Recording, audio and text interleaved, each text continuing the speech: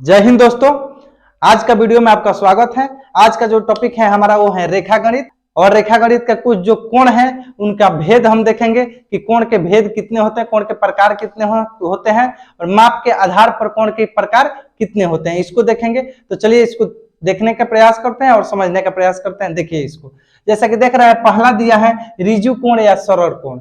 ऋजु कोण या सरल कोण, तो ऋजु कोण क्या होता है और सरल कोण क्या होता है। तो यहाँ पर देखिए ऋजु कोण जो होता है, यहाँ पे मैं समझा दे रहा हूं ऊपर की तरफ। तो ऋजु कोण एक सरल रेखा पर बनता है। ऋजु कोण यानी इसका माप की बात करें तो इसका माप जो होता है 180 डिग्री होता है। इसका माप कितना होता है?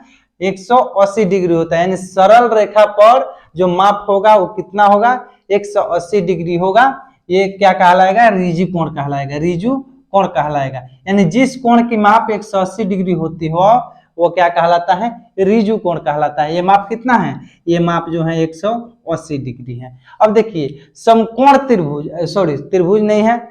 अब देखिए समकोण, समकोण क्या होता है? तो जिस कोण की माप एक समकोण या 90 डिग्री, एक समकोण का मतलब होता है 90 डिग्री। तो देखिए एक समकोण यानी एक सरल रेखा है, कोई सरल रेखा पे एक लंबवत रेखा डाल दी जाए तो क्या कहलाता है? एक समकोण कहलाता है।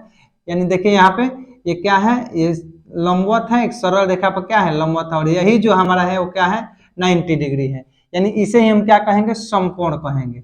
समकोण का मतलब 90 डिग्री बोले या फिर एक समकोण बोले, वही क्या होता है? समकोण होता है। यानी जिस कोण का मान 90 डिग्री होता हो वो क्या कहलाता है? समकोण कहलाता है। नेक्स्ट है न्यून कोण। न्यून कोण में क्या बोल रहा है कि जो जिस कोण की माप 90 डिग्री से कम हो, यानी 90 डिग्री से भी कम हो। मान लीजिए ये हमारा समकोण था और इसका मान कितना है? 90 डिग्री है। इसी को अगर हम मिटा दें, इसको इरेज करके 90 डिग्री से कम जो होगा इधर आएगा। तो यहां से हम अगर इधर कर दें, इसको मिटा दे तो 90 डिग्री हमारा था। अब ये 90 डिग्री से कम जितना भी आ जाए, यानी क्या होगा? 0 से बड़ा होना चाहिए, 90 से छोटा होना चाहिए।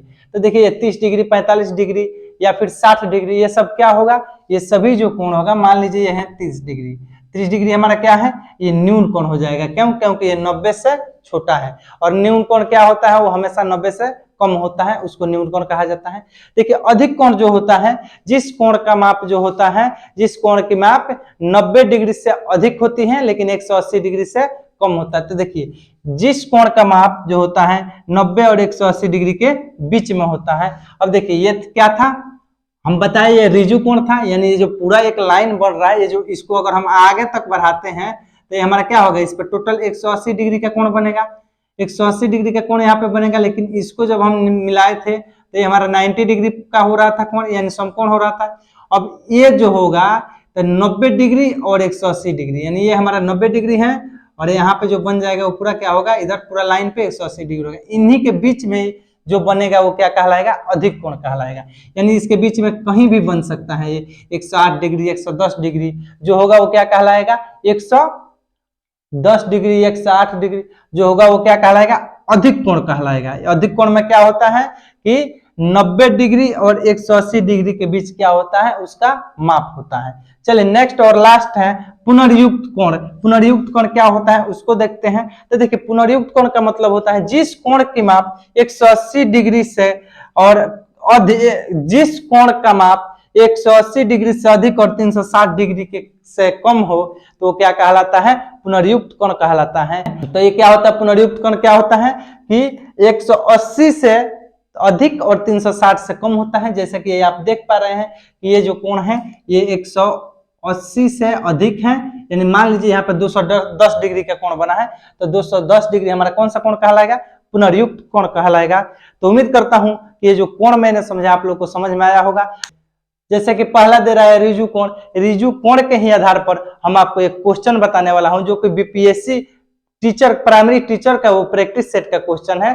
तो देखते हैं उस क्वेश्चन को, इसको इरेज करते हैं फिर हम उस क्वेश्चन को लिखते हैं।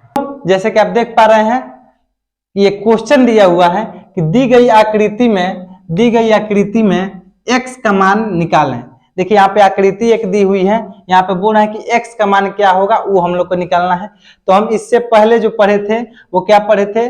कोण के बारे में पढ़े थे, कोण के माप के बारे में पढ़े थे कि कोण के माप के आधार पे कौन कौन से कोण के भेद होते हैं। और उसी में का एक पहला जो था रिजु कोण, जो क्या था, एक सरल रेखा, यानी सरल रेखा या रिजु कोण एक ही होता है। तो एक सरल रेखा पर कितने डिग्री का कोण बनता है, 180 डिग्री का कोण बनता है। तो देखिए यही चीज है, एक सरल रेखा है, ये क्या है, ये एक सरल रेखा है और इसी को x के माध्यम से क्या किया गया है, अलग अलग विभाजित कर दिया गया है। तो इन सभी का योग अगर हम कर लें तो इसके योग के बराबर हो जाएगा। इन सभी को हम जोड़ दें तो क्या होगा, इसके योग के बराबर हो जाएगा। तो यहाँ पे लिख सकते हैं कि चूंकि एक सरल रेखा पर, एक सरल रेखा पर बना कोण, एक सरल रेखा पर बना कोण बराबर कितना होगा, 180 डिग्री होगा। अब देखिए कौन सा कोण बना है, तो यहाँ से हम यहाँ से ले लेते हैं x 5x 4x, x plus 5x plus 4x equal to कितना हो जाएगा, 180 डिग्री के बराबर हो जाएगा। अब इसको मैं साइड में लिख देता हूँ क्योंकि नीचे नहीं दिख पाएगा आप लोगों को। तो यहाँ पे इसको जोड़ देंगे, 4x 5x 9x हो जाएगा और एक x मिलकर के कितना हो जाएगा, 10x हो जाएगा। इधर लिख देता हूं। देखिए अब इसको क्या करेंगे, इसको जोड़ देंगे और इसके बराबर है ही, तो 4x प्लस 5x 9x हो जाएगा और 9x में एक x जोड़ देंगे तो 10x हो जाएगा। और हम लिख सकते हैं कि 10x इक्वल टू 180 डिग्री, तो x इक्वल टू 180/10। देखिए 0 से 0 कट गया तो x बराबर कितना आ जाएगा, 18 डिग्री, जो कि हमारा यही आंसर सही होगा।